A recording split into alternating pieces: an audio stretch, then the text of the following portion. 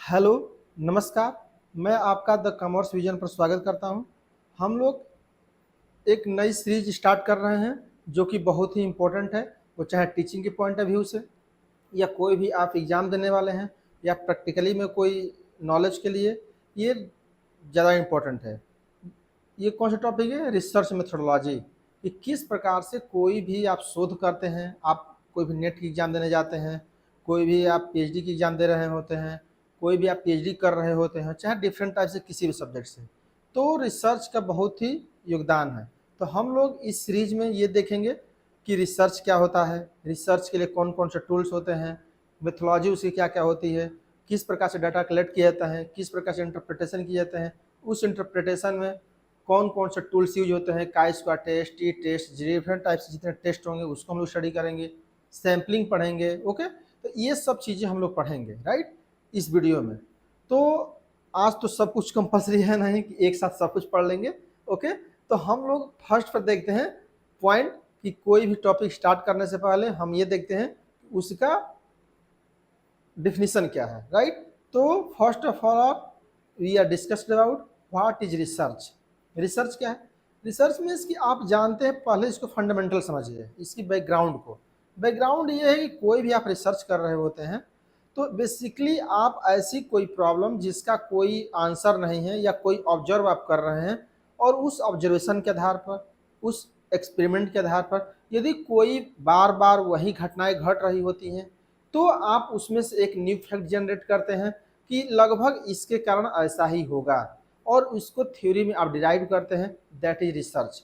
Research में क्या होता है कि जो भी आपकी प्रॉब्लम होती है उस प्रॉब्लम को आइडेंटिफाइड करते हैं। आइडेंटिफाइड करके आप डाटा के द्वारा, डिफरेंट टाइप्स के टूल्स को यूज करके आप उस डाटा को यूज करते हैं।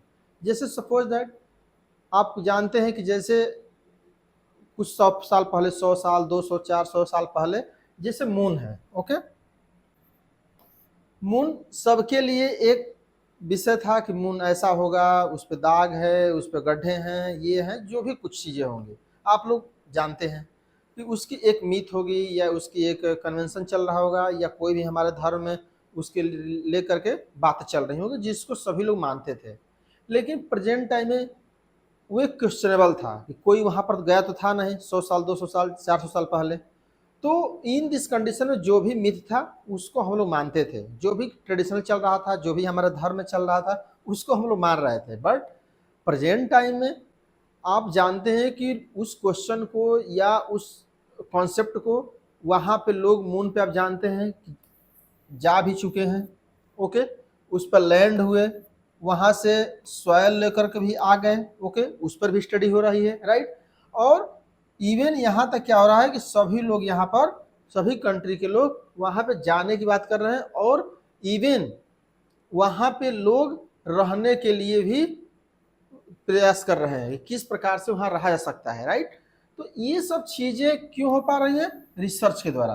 तो जो भी प्रॉब्लम था कि वहाँ पर क्या है क्या नहीं है, तो आप क्या किए, फैक्ट के द्वारा उसको एनालाइज किए, और इसके आधार पर आप डिसाइड किए कि वहाँ पर ये इन्वायरमेंट है, उसकी सॉइल है, उसकी ये स्थिति है। तो जो भी आपके पास क्वेश्चन था कि वहाँ पर कैसा है, आपने रिसर्च के द्वारा उसको फाइंड आउट किया।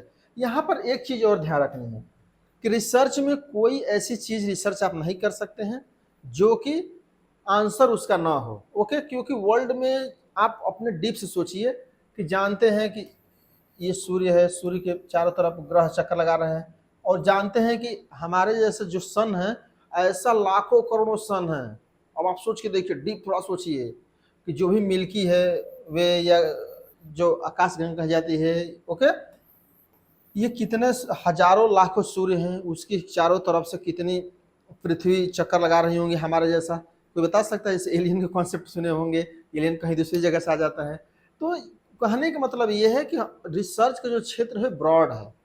इवन यहाँ पर ध्यान रखिए कि रिसर्च में आप वही चीज कर सकते हैं जो कि ऑलरेडी है, केवल आप क्या करते हैं, ऑब्जर्व करते हैं। ओके, ऑब्जर्व करते हैं। ऑब्जर्व करने के तरीके हो सकते हैं कि आप एक्सपेरिमेंट के द्वारा कर रहे हैं राइट, आप हो सकता है कि कोई भी टेस्ट कर रहे हैं। ओके, कोई भी फैक्चुअल आप डिसीजंस ले रहे हैं, और उस डिसीजंस के द्वारा यदि वही बार बार घटनाएं घट रही हैं तो उसको आप फैक्ट्स मान ले रहे हैं। तो जब नॉलेज आते हैं तो इसी प्रकार से आता है। फर्स्ट ऑफ ऑल आप कोई भी ऑब्जर्व करते हैं, उस ऑब्जर्वेशन के द्वारा उस पर रिसर्च करते हैं, उस पर टाइम इन्वेस्ट करते हैं, उसको डाटा कलेक्ट करते हैं, उसके एनालिसिस करते हैं, उसके आधार पर फाइंड आउट देते हैं, राइट। यहाँ पर एक क्वेश्चन है कि जो भी क्वेश्चन आपके मन में आ रहा है, क्या सभी रिसर्चेबल है, क्या सभी कुछ रिसर्च हो सकता है? तो ऐसा नहीं है। क्यों नहीं? जैसे मान लीजिए आपके क्वेश्चन में पेपर अब तक से बचपन से परीक्षा देते आ रहे होंगे, तो एग्जाम के लिए क्या पॉइंट ऑफ व्यू से जो क्वेश्चन आ रहा है, क्या वो भी रिसर्च के लिए पॉइंट ऑफ व्यू है? नो, क्योंकि इसके आगे जो पॉइंट देखेंगे, right. Question is the answer of the question in examination also research, means जो भी आप क्वेश्चन में पेपर में आप क्वेश्चन सॉल्व करते हैं, क्या वो रिसर्च है? No. Why? No, but why? ये क्यों रिसर्च नहीं है? बिकॉज ऐसे समझिए कि जैसे पूरा नॉलेज का एरिया मान लीजिए कि ये है टोटल, राइट। टोटल नॉलेज का एरिया ये है, और अभी तक आपके टेक्स्ट बुक में, ओके, मान लीजिए लाइब्रेरी में जितनी बुक होंगी या वर्ल्ड में जितनी बुक होंगी, ओके, या लिटरेचर, कोई भी लिटरेचर है, साहित्य, ओके, यहाँ तक जहाँ तक पहुँचा है, इसमें से यदि कोई भी क्वेश्चन पूछा जाता है, कोई भी डाउट आता है, कोई भी आप आंसर देते हैं, that is not a research, okay, that is not research. Why? Because कोई भी आंसर पहले से यदि दिया जा चुका है, भले ही आप नहीं जानते हो, इसीलिए जब रिसर्च की प्रोसेस पढ़ाया जाएगा तो उसमें आप देखेंगे रिव्यू ऑफ लिटरेचर पढ़ा जाता है, review of related literature, okay. क्यों पढ़ते हैं? ताकि हमको ये पता हो सके कि अभी तक हमारा एग्जिस्टेंस नॉलेज कहाँ तक है। यदि आपको ये नहीं पता चलेगा कि हमारा एग्जिस्टेंस नॉलेज यहाँ तक है, तो हो सकता है कोई आप रिसर्च कर रहे हो और ऑलरेडी जो रिसर्च हुआ उसी को आप दे दें। ऐसा हो सकता है कि नहीं? मैं अपना एक एग्जांपल बताऊं। जैसे एक हिंदी में चैप्टर था कि मैं जब हिंदी के कवि पोएम्स पढ़ता था, तो उसमें इंटर में जब मैं पढ़ रहा था, तो उस समय मैं देखा था कि सभी के रामायण में जो भी कैरेक्टर हैं उसके बारे में सब कुछ लिखा गया है, ओके। लेकिन जो लक्ष्मण की पत्नी है उर्मिला, उनके बारे में बहुत कुछ चीज़ें नहीं था। मैं उस समय तक इंटर कॉलेज तक मैं नहीं पढ़ा था, तो मुझे ऐसा लगा कि ये एक कैरेक्टर ऐसा है जो कि अभी हमारे दृष्टि से, या जो भी हमारे कवि हैं उनकी कवि से की दृष्टि से अभी अलग है। बट जब मैं कुछ साल और रोका तो देखा कि रामधारी सिंह दिनकर जी ने उस पर लिखा था, ओके, उर्मिला की कैरेक्टर पे उन्होंने पोएम लिखा हुआ है और आप जानते भी हैं। अब आप सोचिए कि यदि मैं इंटर की नॉलेज के आधार पर ही कोई रिसर्च करता या पोएम लिखता कि नहीं अभी तक तो नहीं लिखा गया है, इसलिए हमको लिखना चाहिए, तो क्या ये सत्य हो पाता? क्या ये रिसर्च या न्यू नॉलेज हो पाता? नो। व्हाई? बिकॉज ये ऑलरेडी आपका ये प्रॉब्लम है कि आपने इस लिटरेचर को नहीं पढ़ा। This is my problem, this is my fault, okay. तो जब भी आप कोई रिसर्च करते हैं तो उस रिसर्च में आप देखते हैं कि हमारे टेक्स्ट बुक में क्या क्या चीज़ें दी गई हैं, हमारे जो भी बुक्स हैं, जो भी वर्ल्ड में बुक्स हैं, जो भी हमारा लिटरेचर है, उससे रिलेटेड लिटरेचर है, क्या उसमें आंसर दिया गया है या नहीं दिया गया है, या उसी से प्रॉब्लम भी राइज होता है कि अच्छा चलिए यहाँ तक सोचा गया है उसके आगे हम सोचते हैं, राइट। तो यहाँ पर क्या होता है कि रिसर्च को हम यहाँ पर इस क्वेश्चन को नो क्यों कर रहे हैं? बिकॉज जो भी क्वेश्चन आपके एग्जाम में पूछे जाते हैं, all question of answer available in the your text book, आपके टेक्स्ट बुक में सभी क्वेश्चन का आंसर होता है। तो that is not a researchable question, okay, वो रिसर्च के लिए योग्य क्वेश्चन नहीं है। व्हाई? बिकॉज रिसर्च के लिए वो क्वेश्चन इंपॉर्टेंट है जो कि अभी तक रिसर्च नहीं हो पाया है, अभी तक उसका आंसर किसी भी टेक्स्ट बुक में नहीं है, किसी भी बुक्स में नहीं है, किसी भी ऑनलाइन नहीं है, कहीं पर नहीं है। दैट इज योर प्रॉब्लम, और उस प्रॉब्लम को सॉर्ट आउट करना that is research. Means going to known to unknown, ज्ञान से, राइट, ज्ञान से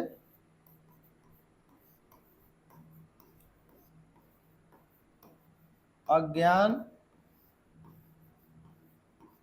की तरफ जाना ही शोध है, ओके,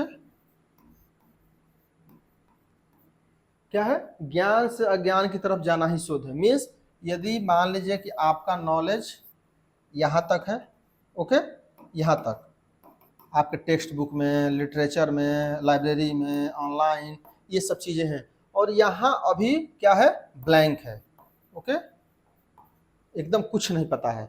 तो इसके आगे ही आपको जाना, दैट इज योर रिसर्च। क्योंकि अभी तक जो बुक्स में दिया गया है उसकी तो प्रॉब्लम को पता है, बट इसमें क्या चीज़ें हैं अभी आपको पता नहीं है, और उसी को रिसर्च किया जाता है, राइट। तो यहाँ पर आपको हमेशा ध्यान रखना है कि ज्ञान जहाँ तक है उसको पहले पता करना होता है कि जो भी हम टॉपिक रिसर्च करने वाले हैं। वैसे मान लीजिए कोई आज उत्पन्न हो और बोले कि किसी की वस्तु की प्राइस बढ़ती है तो उसकी डिमांड घट जाती है। अब आप सोचिए कि हो सकता है इकोनॉमिक्स में पढ़ा हो चैप्टर, तो क्या वो सिद्धांत मान्य होगा? No, because that concept already given by another person, right. तो इसलिए इस कॉन्सेप्ट को कोई भी रिसर्च करने से पहले review of literature most important tools हैं, ओके। तो अब क्या है, going to known to unknown, आप क्या करते हैं बेसिकली, जो आपकी जानकारी है उस जानकारी के आधार पर, जो आपको जानकारी नहीं है उसके आधार पर आप डिसाइड करते हैं, राइट। अच्छा, कुछ चीज़ें और इम्प्रूवमेंट के लिए भी होती हैं, जैसे मान लीजिए ऑपरेशन ले लीजिए, किसी व्यक्ति का ऑपरेशन होता था, तो पहले ऑपरेशन की बहुत अलग अलग प्रक्रिया थी कि उसको बेहोश करना है, पूरे बेहोश करना, हो सकता है एक दिन तक होश नहीं उसका आता था कोई व्यक्ति का, या 2 घंटे के लिए। अब आप देखते हैं कि एक जिस पार्ट्स में आपको सर्जरी करनी है उसी पार्ट्स को किया जाता है, ओके। अब उसके आधार पर और बॉडी ऑपरेट कर रही होती है। तो ये सब चीज़ें क्यों हो रही हैं कि कोई भी रिसर्च में एक फैलेसी कॉन्सेप्ट आता है, ओके, फैलेसी कॉन्सेप्ट। ये क्या बताता है कि कोई भी दुनिया का सिद्धांत सर्वश्रेष्ठ नहीं है। बिकॉज यदि कोई सिद्धांत दिया गया इससे आप संतुष्ट हो जाएंगे तो क्या न्यू रिसर्च कर पाएंगे? नहीं, बिकॉज इसलिए कोई भी, अच्छा ये भी एक बात है कि ऐसा नहीं है कि जो भी ऑपरेशन के टूल्स दिए गए होंगे कि पहले मान लीजिए कि बड़ा सा चीरा लगा करके होता होगा, फिर उसको छोटा आ गया, फिर लेजर से आ गया, डिफरेंट टाइप्स का। तो ऐसा नहीं है कि जो पहले वाला कॉन्सेप्ट था वो गलत था। पहले वाला कॉन्सेप्ट क्या था कि जब तक नॉलेज वहाँ तक था वो सबसे बेस्ट था। जब आप आ गया कि नहीं, जिस पार्ट्स में आपकी सर्जरी करनी हो, जिस पार्ट्स में ऑपरेशन करना है, उसी का आप क्या कहते हैं कि एकदम डेड कर देंगे, तो अब क्या होगा कि उसको किए फिर लेजर से करने लगे, ओके। तो ये नहीं है कि ये कॉन्सेप्ट गलत था, लेकिन उस कॉन्सेप्ट को और इम्प्रूव किया गया है, जो कि जहाँ तक नॉलेज था उसके आगे आए, फिर इसके आगे आए, फिर इसका लेजर से भी आगे हो सकता है कोई आ जाए।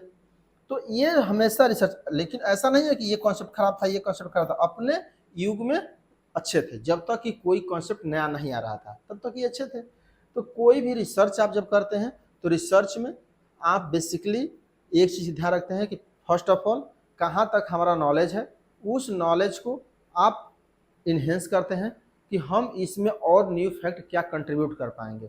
यदि उसमें कंट्रीब्यूट कर ले जाते हैं that is your own contribution of research, या नॉलेज, या न्यू नॉलेज, ओके। तो बेसिकली हम रिसर्च में क्या करते हैं कि न्यू नॉलेज की अडॉप्ट करते हैं, कि जो हमारे पास अभी किसी के पास जो नॉलेज नहीं था उस नॉलेज को हमने डिराइव किया है, ओके।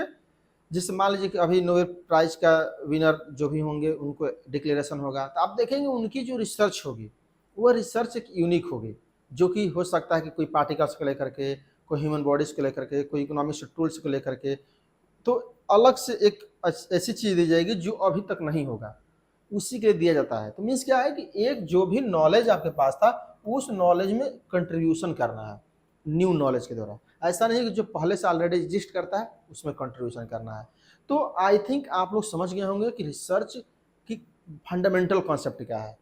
फंडामेंटल कॉन्सेप्ट बस इतना ध्यान रखना है कि इसमें जहाँ तक आपके पास नॉलेज है that is your given in the books, and books में जो दी गई है उसमें हजारों प्रकार के क्वेश्चन होंगे कि ये प्रॉब्लम है, इसमें ये थ्योरी काम नहीं करती है, इसमें ये काम नहीं करती है, उसके आधार पर आप क्वेश्चन जनरेट करते हैं, एंड क्वेश्चन के आंसर के लिए आप डिफरेंट टाइप्स के रिसोर्सेज, डिफरेंट टाइप्स के बुक्स, डिफरेंट टाइप्स के साइट्स आप सर्च करते हैं, डिफरेंट टाइप्स के पब्लिक डाटा लेते हैं, उसके आधार पर कोई भी न्यू नॉलेज देते हैं। और न्यू नॉलेज तभी माना जाएगा जब यदि कोई दूसरा व्यक्ति भी उस रिसर्च को करता है उस प्रकार से, यदि वो ऐसा ही रिजल्ट आता है, दैट इज रियलेबिलिटी। आपकी रिसर्च में रिलेबिलिटी है, इस बात को भी ध्यान रखना है। रिलेबिलिटी मीन्स कि आप जैसे मान लीजिए कोई निष्कर्ष कैलकुलेट किए, डाटा पे फैक्ट एंड फिगर्स कैलकुलेट किए, डाटा को इंटरप्रेट किए, पब्लिक ओपिनियन लिए, ऑब्जर्व किए, उसके आधार पर मान लीजिए कोई कंक्लूजन ड्रॉ किए। तो ऐसा नहीं केवल आपके कंक्लूजन ड्रॉ करने से ही ये रिसर्च मान लिया जाएगा, ये न्यू नॉलेज मान लिया जाएगा, जब तक कि 2-4 लोग इस पर रिसर्च न करें और वैसा ही रिजल्ट न प्राप्त करें। ओके, जब वैसा ही लगभग रिजल्ट प्राप्त करेंगे तो दैट इज कि ये मान लिया जाएगा कि ये न्यू नॉलेज है, वैसा ही हो रहा है। ओके, तो यहाँ कॉमन एक्सेप्टेबिलिटी होनी चाहिए। न्यू नॉलेज, जो भी न्यू नॉलेज है उस नॉलेज की जो भी रिलेबिलिटी है कि बार बार यदि उसी काम को किया, जैसे मान लीजिए कोई साइंस एक्सपेरिमेंट हो रहा है केमिस्ट्री का, तो ऐसा नहीं कोई भी आप एक्सपेरिमेंट कर देंगे तो जो कंक्लूजन आएगा ड्रॉ होगा वो दूसरा करेगा तो नहीं होगा, वो ऐसा ही होना चाहिए, तभी माना जाएगा कि आपने रिसर्च किया है और इस पर एक नया नॉलेज इन्हेंस किया है, डिराइव किया है। सेकेंड थिंग इज कि हमेशा ध्यान रखना है कि जो चीज़ें आपको दी गई हैं वर्ल्ड में वो ऑलरेडी हैं, उसी को आपको ऑब्जर्व करना है। ओके, साइंस में आप सुने भी कहा हो कि न किसी वस्तु को बना सकते हैं, पदार्थ को, न ही उसका विनाश कर सकते हैं, केवल उसको एक फॉर्म से दूसरे फॉर्म में या एक यूजेबल गुड्स से दूसरे यूजेबल गुड्स में हम ट्रांसफॉर्म कर सकते हैं। उसी प्रकार से रिसर्च में कि जो भी आप रिसर्च में देख रहे होते हैं ऑलरेडी वो घटनाएं घट रही होती हैं, बस आपका माइंड वहाँ पर नहीं जाता है और उसी माइंड से ऑब्जर्व के द्वारा, एक्सपेरिमेंट के द्वारा, फैक्ट्स एंड फिगर के द्वारा, डाटा कलेक्शन के द्वारा आप उसको ऑब्जर्व करते हैं। जैसे सपोज एट मान लीजिए सबसे फेमस जो कि जन जन तक है न्यूटन लॉ की जो ग्रेविटी लॉ है, ग्रेविटी लॉ के रूल्स था जैसे सेब ऊपर से नीचे गिरा और उसके आधार पर यह बता दिया गया कि जो भी पृथ्वी अपनी ओर एक आकर्षण कार्य करती है, अट्रैक्ट करती है, दैट इज ग्रेविटी लॉ। अब आप सोच के देखिए कि क्या वो पहले नहीं था, उससे ही पहले था, उससे भी हजारों साल पहले लोग रहते होंगे, उस कार्य को देख रहे होंगे, बहुत कुछ सब कुछ चीज़ें नीचे ही जाती हैं, कोई भी ऊपर छोड़िए नीचे ही गिरती हैं, जो भी कुछ चीज़ें हो रहा होगा, बट उस चीज़ को ऑब्जर्व लोग नहीं कर पा रहे होंगे क्यों ऐसा हो रहा है। तो हजारों, लेकिन न्यूटन जी ने आया, उसको एक थ्योरी दे दिया और लोगों को नहीं नहीं ये सही बात है कि ये ग्रेविटी के कारण ही ऐसा हो रहा है। तो इसलिए आई थिंक मैं क्या कहना चाह रहा हूँ, आई यू कैन से दैट कि जो कुछ भी रिसर्च है आप ऑब्जर्व करते हैं, ऑब्जर्व के द्वारा आप न्यू नॉलेज देते हैं जो कि सब कुछ उसी समय हो रहा होता है। जैसे मान लीजिए कि रिसर्च है, मान लीजिए कि अभी फ्लिपकार्ट पर था, तो फ्लिपकार्ट पर आप जानते हैं कि एक इस पर रिसर्च आया कि लोग अपने फ्री डिलीवरी करने के लिए मैक्सिमम लोग अनावश्यक गुड्स की डिमांड कर देते हैं, इससे मार्केट में अनावश्यक प्राइस बढ़ जाती है। इसके लिए पुरस्कार मिला है, प्राइज। अब सोचिए ये कौन सी बड़ी बात है, ये सबके साथ ऐसा हो रहा होगा। तो मेरा कहने का मतलब ये है कि सब कुछ घटनाएं घट रही होती हैं, केवल आपको आइडेंटिफाइड करना होता है कि क्या इसका कारण है।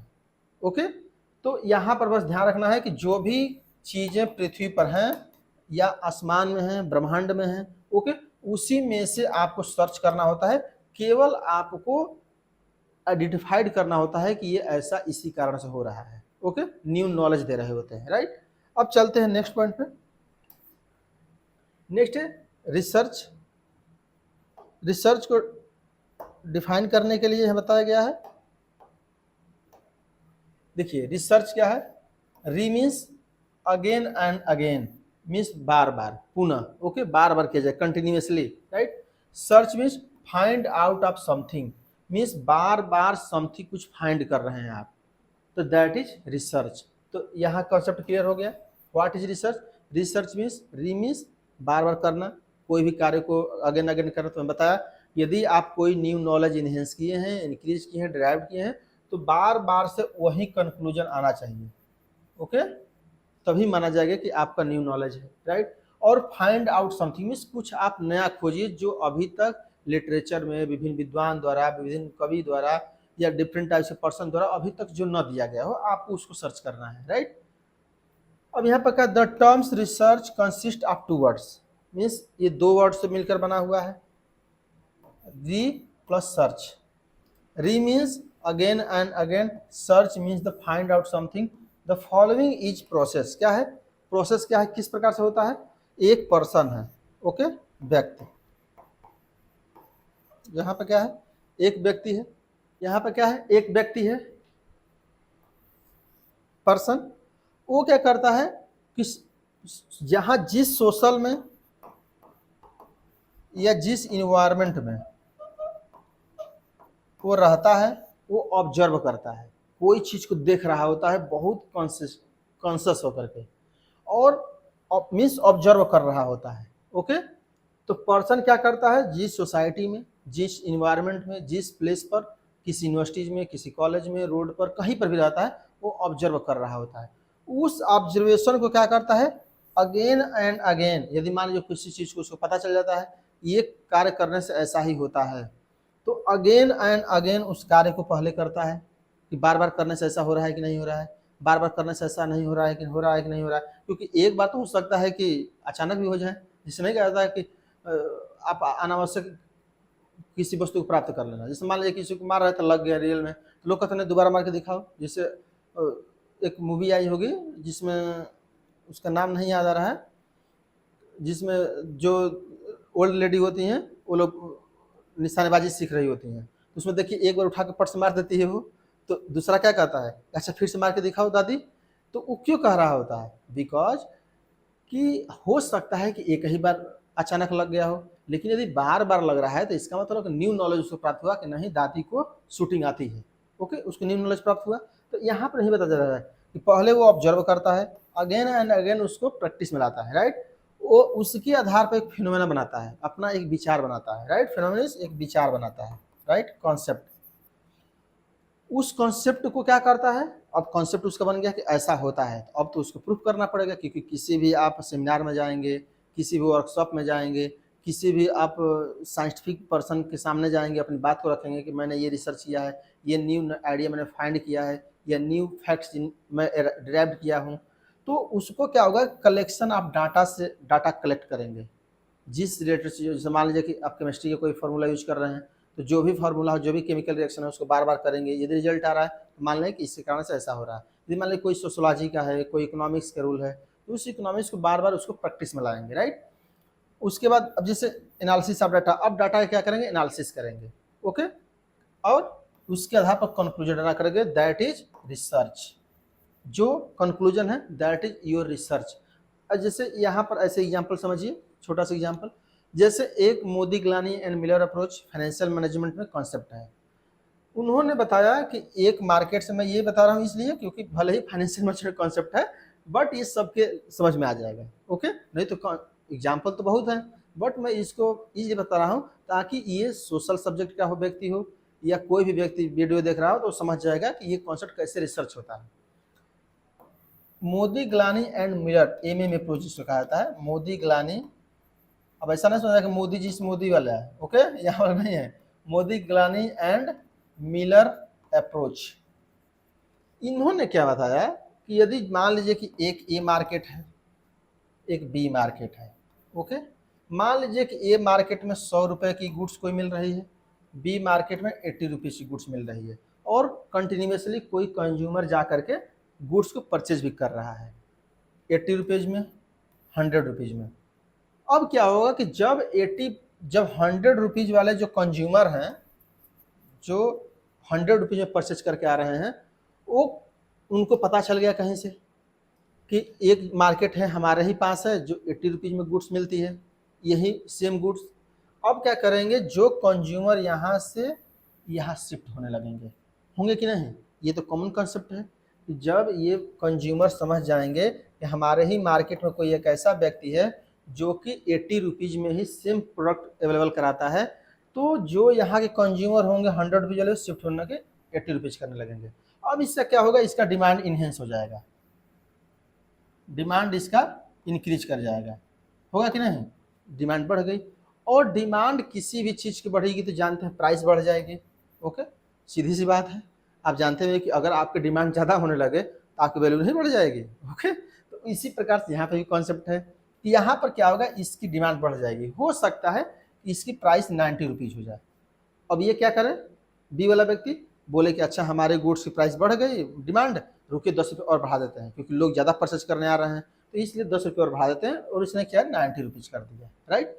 अब क्या होगा कि यहाँ के जो कंज्यूमर थे यहाँ पर शिफ्ट हो रहे थे, अब यहाँ क्या हो, डिमांड इनका घट गया, डिक्रीज कर गया, होगा कि नहीं, क्योंकि यही कस्टमर तो यहाँ पर जा रहे हैं। अब क्या होगा कि ये कस्टमर यहाँ पर चले गए, इनका डिमांड घट गया, कंज्यूमर घट गए, इसने क्या किया कि अब इसको पता चल गया, इसको भी नहीं हमारे ही मार्केट में कोई कंपटीटर है जो कि 90 रुपये में गुड्स देता है, तो वो क्या करेगा, वो भी 90 रुपीज़, ये वाला व्यक्ति भी 90 रुपीज़ मान लीजिए कि प्राइस रख दिया। अब क्या हो गया कि दोनों मार्केट में क्या हो गया, इक्वल हो गया, दोनों मार्केट में जो वैल्यू थी दैट इज इक्वल। ओके, ये होता होगा कि नहीं, आप अपने विचार से बताइए कि क्या जो मैं अभी तक बताया कॉन्सेप्ट, क्या ये आपके सामने कभी भी ऐसा चीज आता होगा, क्या ऐसा होता नहीं होगा? एब्सोल्युटली ऐसा ही होता होगा। जब दो मार्केट में गुड्स बहुत महंगी और सस्ती होंगी तो सस्ते वाले लोग बढ़ रहे होंगे, महंगे वाले से सस्ते की तरफ शिफ्ट होंगे, तो महंगा जो बेच रहा होगा वो कहेगा अच्छा हमारे गुड्स कोई नहीं ले रहा है, अब हम इसकी प्राइस को डाउन कर देते हैं। और जो सस्ता बेच रहा होगा तो उसको लगेगा अच्छा हमारे मार्केट में तो बहुत ज़्यादा डिमांड हो गई है, हमारे यहाँ कंज्यूमर ज़्यादा आ रहा है, इसलिए हम प्राइस को बढ़ा देते हैं। तो एक ऐसा पॉइंट आएगा जहाँ कि ये दोनों लोग इक्वल हो जाएंगे। इस कंसेप्ट को कहा जाता है arbitration, arbitration arbitration theory. Okay, मध्यस्थता सिद्धांत, आर्बिट्रेशन थ्योरी। और इस थ्योरी के लिए Miller and Modigliani and Miller approach को नोबेल प्राइज मिला है, नोबेल प्राइज। अब आप सोच के देखिए, क्या मोदिग्लानी एंड मिलर को लगभग, एक्चुअल डेटा तो पता नहीं है, बट आई थिंक 1960 मतलब कि 10 डिकेड में मिला है। ओके, 1960, 1970 या 68, 1970 तक में मिला होगा।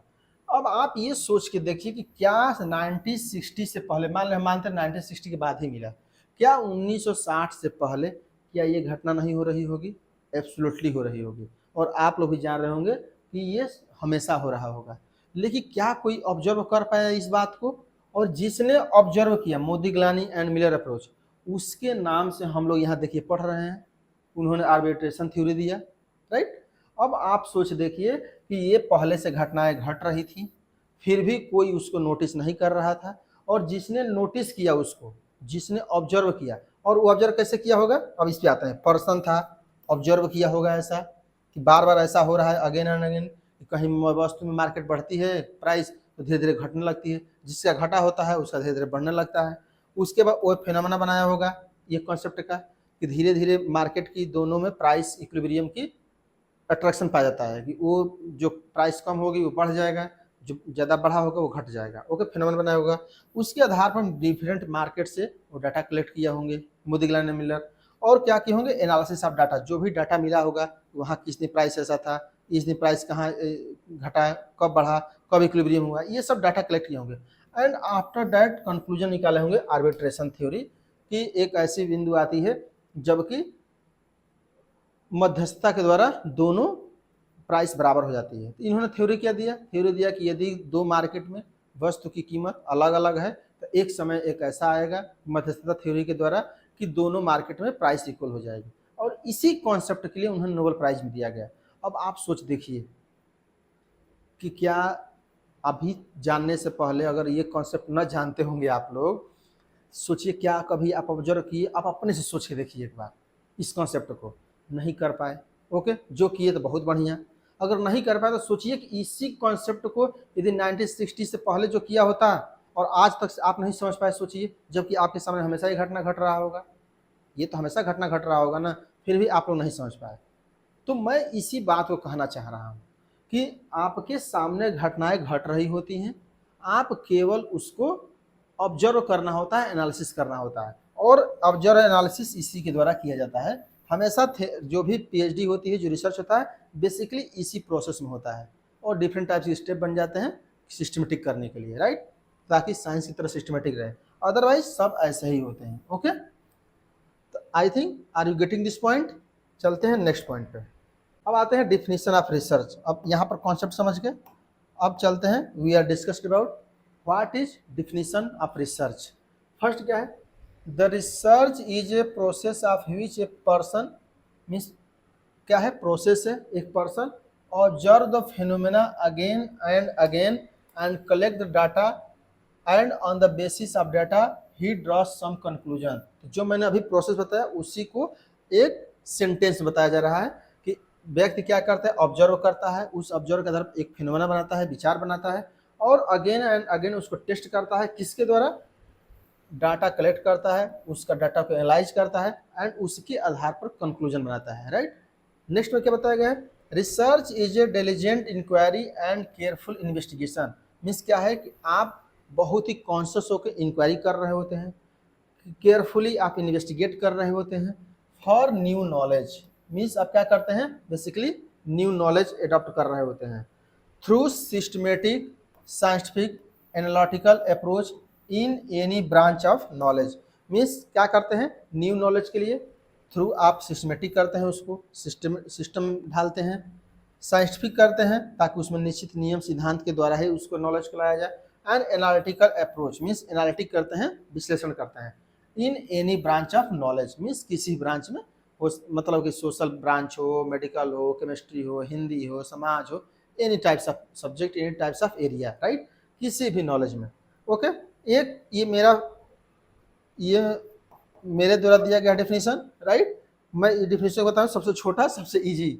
ओके, और ये भले ही आपको याद ना रहे तो ये डेफिनेटली आप लोग याद रखिएगा। क्या है, research is A scientific method of acquiring new knowledge, right. तो इसको क्या कहा जाता है, शोध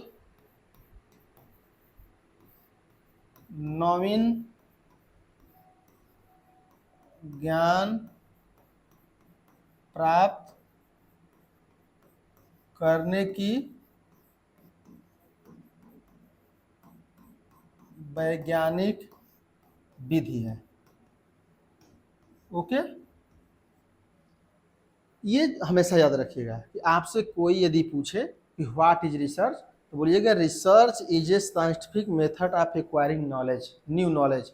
कि आप एक नया नॉलेज जो कि अभी तक कोई भी रिव्यू ऑफ लिटरेचर में, कोई भी आप टेक्स्ट बुक में, कोई भी आपके बुक्स में, कोई भी लाइब्रेरी में, कोई भी ऑनलाइन नहीं है, उसमें आप कोई भी नया नॉलेज लाते हैं जो कि अभी तक कोई नहीं जानता है, दैट इज रिसर्च। ओके, और लिखने पढ़ने के लिए ये तो अपना रिसर्च है ही कि आप इसको लिख लीजिएगा। ओके, जब भी कोई एग्जाम देने जा रहे हों या कोई पूछा जाए तो आप बता सकते हैं कि या तो डिलीजेंट केयरफुली इन्वेस्टिगेशन है जो साइंटिफिक तरीके से करते हैं, राइट, या एक पर्सन की तरह ऑब्जर्व किया जाता है, राइट, कलेक्ट किया जाता है एंड उसके आधार पर कोई कंक्लूजन ड्रा किया जाता है। अब चलते हैं ऑब्जेक्टिव ऑफ रिसर्च पे कि रिसर्च का मेन ऑब्जेक्टिव क्या है। देखिए ऑब्जेक्टिव बहुत ज़्यादा है, राइट, लेकिन मैं ऐसा कुछ नहीं लिया हूँ कि किस प्रकार से हेल्प करता है, किस प्रकार से टेक्नोलॉजी में हेल्प करेगा, किस प्रकार, ये मैं बेसिक चीज़ नहीं लिया हूँ। क्यों, क्योंकि ये तो सब लोग बता रहे जाएंगे। कोई भी नया रिसर्च हो रहा होगा तो आप जानते हैं कोई प्रॉब्लम को सॉर्ट आउट करने के लिए रिसर्च हो रहा होगा। तो यदि मान लीजिए कोई प्रॉब्लम को सॉर्ट आउट करने की रिसर्च हो रहा है तो आप ये सोचिए कि क्या उसके लिए ज़रूरत हमको है कुछ बताने के लिए कि ये help to how to easy work, ये सब बताने की कोई आवश्यकता नहीं है, राइट। हम बेसिकली 3 प्रकार से ही हम ऑब्जेक्टिव डिसाइड करते हैं और उसके अंतर्गत ही आपको सब डिसाइडेड होंगी ऑब्जेक्टिव। तो मैं मेन 3 टाइप्स की ऑब्जेक्टिव्स लिया हूं जिसके आधार पर आपको पता चल जाएगा कि बेसिकली हम रिसर्च करते क्या है और रिसर्च में हमारा ऑब्जेक्टिव होता क्या है, why to we are doing to research या कंडक्ट रिसर्च, राइट। तो यहाँ पर क्या है, first theoretical objective. Theoretical objective means कि हम रिसर्च क्यों कर रहे होते हैं, कोई ऐसा प्रिंसिपल है, ओके, थ्योरीज है, राइट, प्रिंसिपल है, थ्योरीज है, कोई आपका एक्सपेरिमेंट से रिलेटेड चीज है, ओके, या ये सब क्या करते हैं, ये यदि कोई प्रिंसिपल बनाने के लिए एक कोई सिद्धांत हम डिराइव करेंगे, कोई थ्योरीज डिराइव करेंगे, कोई हम एक्सपेरिमेंट के द्वारा कोई केमिकल रिएक्शन की इक्वेशन देंगे, कोई आप मान लीजिए कि मैथमेटिकल इक्वेशन देंगे, ओके, मैथमेटिकल इक्वेशन देंगे, आप इसके लिए रिसर्च कर रहे होते हैं। और ये रिसर्च किस प्रकार से होता है, एक्सप्लानेटरी मीन्स एक्सप्लानेटरी। बेसिकली आप रिसर्च क्या कर रहे होते हैं इस थ्योरेटिकल ऑब्जेक्टिव में, कोई प्रिंसिपल बनाने के लिए रिसर्च करेंगे, कोई थ्योरीज बनाने के लिए रिसर्च करेंगे, कोई एक्सपेरिमेंटल इक्वेशन बनाने के लिए करेंगे, कोई मैथमेटिकल इक्विपमेंट बनाने के लिए करेंगे, मैथमेटिकल इक्वेशन बनाने के लिए करेंगे। तो that is research is theoretical research. Means आपका ऑब्जेक्टिव क्या है कि आप कोई प्रिंसिपल को डिराइव करना चाहते हैं, कि law of demand principle, law of gravity, law of motion, law of speed, law of energy. अगर इस टाइप के कोई मैथ में मान लीजिए पाइथागोरस प्रमेय है, कोई आप किसी प्रकार की प्रमेय ले रहे हैं, कोई मान लीजिए कि थ्योरीज कोई दे रहे हैं, ओके, मोटिवेशनल थ्योरी, लीडरशिप की थ्योरी, तो दैट इज थ्योरेटिकल ऑब्जेक्टिव। आपका क्या ऑब्जेक्टिव है? थ्योरेटिकल। तो अगर आप इस प्रकार का रिसर्च कर रहे हैं, that is you are conduct research of theoretical objective. Means आपका ऑब्जेक्टिव क्या है? थ्योरेटिकल है, राइट। नेक्स्ट क्या है? Factual objective. Factual objective means कि आप कोई भी फैक्ट्स को डिफाइन करना चाह रहे हैं, ओके। मीन्स न्यू नॉलेज किस प्रकार से आए, और उसके लिए फैक्चुअल नॉलेज कि ये इस कारण से होता है, ये इस कारण से होता है, कोई फैक्ट है, कोई न्यू नॉलेज है, उस न्यू नॉलेज के द्वारा, फैक्ट के द्वारा लाते हैं, ओके। कि आज के बाद ये सही होगा, आज ये होगा। जैसे मान लीजिए कोई इनकम टैक्स की बुक है, या जीएसटी है, या कोई इकोनॉमिक्स में है, तो कोई नया फैक्ट आ रहा होगा, कोई नए सिद्धांत आ रहे होंगे, ओके। सिद्धांत तो मान लीजिए किस में चला जाएगा, बट कोई भी फैक्ट आ रहा है, फैक्चुअल चीजें रिसर्च हो रही हैं, दैट इज फैक्चुअल ऑब्जेक्टिव। आपका काम क्या है? न्यू फैक्ट को डिराइव करना, ओके। न्यू प्रॉब्लम को डिराइव करना, न्यू प्रॉब्लम को सॉर्ट आउट करने के लिए कौन सा फैक्ट है, ओके। उस फैक्ट की ये काम करेंगे तो ये काम हो जाएगा। जैसे मान लीजिए कि सोशल में कोई प्रॉब्लम है, मान लीजिए कि अकाउंट नहीं किसी के पास था, तो जनधन अकाउंट खोला गया, तो जनधन अकाउंट ओपन करने के लिए क्या है? फैक्चुअल नॉलेज है कि आप बता देंगे कि जनधन अकाउंट ओपन करके आप इसको दे सकते हैं, राइट। Next, application objective. अब क्या होगा कि जो भी आप थ्योरेटिकल नॉलेज दिए हैं या कोई भी फैक्चुअल नॉलेज दिए हैं, आप इसका एप्लीकेंट करने के लिए देते हैं नॉलेज, हो सकता है, या कोई एप्लीकेशन के लिए भी नॉलेज देते हैं, इस सिद्धांत को किस प्रकार से यूज किया जाए, ओके। क्योंकि बहुत कुछ ऐसे सिद्धांत हैं जिनको आफ्टर दैट आपको यूज करना होता है कि हम इसको किस प्रकार से यूज करेंगे, ओके। तो यूज करने के लिए भी आप कोई भी एप्लीकेशन कर सकते हैं कि किस प्रकार से कोई भी सिद्धांत को यूज किया जाए। जैसे मान लीजिए इलेक्ट्रिसिटी, इलेक्ट्रिसिटी इलेक्ट्रिसिटी है। इलेक्ट्रिसिटी के जानते हैं कि हजारों यूज हैं, ओके। और मान लीजिए कि आप सोचते हैं कि जितना यूज है अभी पर्याप्त नहीं है, ओके। क्योंकि रिसर्च तो यहीं से स्टार्ट होगा ना, कि आप इतना नॉलेज को जानते हैं, यहाँ यहाँ इलेक्ट्रिसिटी यूज होती है। अब आपने क्या सोचा? जैसे मान लीजिए कोई सोचा होगा अभी, जैसे बैटरी नहीं आई होगी, जब सपोज दैट मान लीजिए बैटरी नहीं आई होगी, जिससे कार चलती हैं, जिससे बड़ी बड़ी बैटरी जो होती हैं, वो अभी जब नहीं आया होगा, तो आप ये सोचिए कि इलेक्ट्रिसिटी के यूज के लिए रिसर्च हो रहा होगा कि हम ऐसे कैसे अभी तो पंखा केवल चल रहा है, कूलर चल रहा है, एसी चल रहा है लाइट से, ओके। लेकिन किस प्रकार से इसको स्टोर करके ऐसी जगह भी यूज कर पाएँ जहाँ पर लाइट की व्यवस्था नहीं है, तो उसके लिए क्या हुआ होगा? इलेक्ट्रिसिटी के लिए बैटरी का इन्वेंशन हुआ होगा। जब बैटरी का इन्वेंशन हो रहा होगा, ओके, तो ये क्या है? इलेक्ट्रिसिटी तो डिराइव्ड हुई है, और ये इलेक्ट्रिसिटी को आप प्रिंसिपल कहेंगे। इलेक्ट्रिसिटी मीन्स इलेक्ट्रिसिटी की जो भी पहली बार बनाया होगा, वो एक सिद्धांत दिया होगा, और जानते हैं उस सिद्धांत का यूज हो रहा होगा आज तक से, ओके। तो इलेक्ट्रिसिटी का इन्वेंशन करना रिसर्च है, क्या है? थ्योरेटिकल नॉलेज है। बट इलेक्ट्रिसिटी का मान लीजिए कि बैटरी में यूज करना, दैट इज एप्लीकेशन ऑब्जेक्टिव। आपका एप्लीकेट कर रहे हैं, यूज कर रहे हैं नॉलेज को। हो सकता है कि बैटरी अभी तक आ गया, हो सकता है कि जो साइंस के स्टूडेंट हो और इन्वेंशन कर रहे हो कि किस प्रकार से और छोटी बैटरी को या कम से कम में ज़्यादा से ज़्यादा बनाया जा सके। या आप जानते हैं कि लाइट को स्टोर करके नहीं रखा जाता है, ओके। आप जानते होंगे कि जितने पावर हाउस पर लाइटें बन रही हैं, उस पावर हाउस पे लाइट को स्टोर करके, जैसे पावर हाउस है ये, या जहाँ लाइट मैन्युफैक्चरिंग हो रही है, वहाँ पर लाइट भी जानते हैं कंट्रोल को नहीं रखा जा सकता। जितनी लाइट बन रही है उतना देना है, ओके। ऐसा नहीं है कि आज नहीं देंगे तो कल काम आना है, ओके। ऐसा कुछ नहीं होना है। आपको आज यदि यूज नहीं हुआ तो कोई मतलब नहीं है। अब सोचिए कि इस पर रिसर्च चल रहा है कि किस प्रकार से यदि आज लाइट मान लीजिए कि बच गई, सेव हो गई, तो उसको किस प्रकार से कल यूज किया जाए, उसको स्टोर करके कैसे रखा जाए। तो इस स्टोर करने के लिए भी रिसर्च चल रहा है, ओके। तो that is application of electricity. और that research is application research. Okay, जैसे एक्शन रिसर्च कहा जाता है जिसको, अभी जब टाइप्स पढ़ेंगे तो और चीज़ें पढ़ेंगे, अभी तो ऑब्जेक्टिव पढ़ रहे हैं। ओके, तो परेशान होने की आवश्यकता नहीं है, मैं आज इसको कॉन्सेप्ट को बता रहा हूँ ताकि आप लोग को पता रहे। राइट, तो यहाँ पर क्या है, एप्लीकेशन, कि आप थ्योरी को एप्लीकेट करते हैं। राइट, तो यहाँ तक क्लास को रहने देते हैं क्योंकि वीडियो लंबी हो जाएगी तो आप लोग को थोड़ा सा कम अच्छा लगेगा। नेक्स्ट क्या है कि हम लोग पढ़ेंगे स्टेप्स। ओके, कि कौन कौन से रिसर्च के स्टेप्स हैं। नेक्स्ट हम लोग क्या पढ़ेंगे, रिसर्च स्टेप्स, मीन्स आप रिसर्च करते हैं तो कौन कौन से स्टेप्स को फॉलो करना होता है। ओके, ऐसा कोई हार्ड एंड फास्ट रूल नहीं है, बट हम लोग कुछ कोशिश करेंगे किस प्रकार से कोई भी रिसर्च कंडक्ट होता है तो कौन कौन से स्टेप्स फॉलो करते हैं। तो आई थिंक इस वीडियो से आप लोग बहुत कुछ सीखे होंगे। यदि आप लोग इस वीडियो से यदि थोड़ा सा भी आपको हेल्प हुआ हो तो आप इस वीडियो को कंटिन्यू में देखते रहिए, शेयर करिए, सब्सक्राइब करिए चैनल को, ताकि और बेहतर तरीके से और बताया जाए और रिसर्च से रिलेटेड जितनी भी टॉपिक्स हो सकते हैं उसको कवर किया जाए।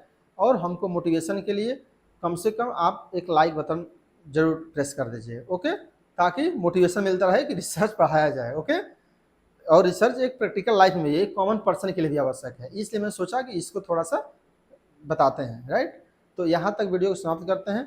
Thank you for watching.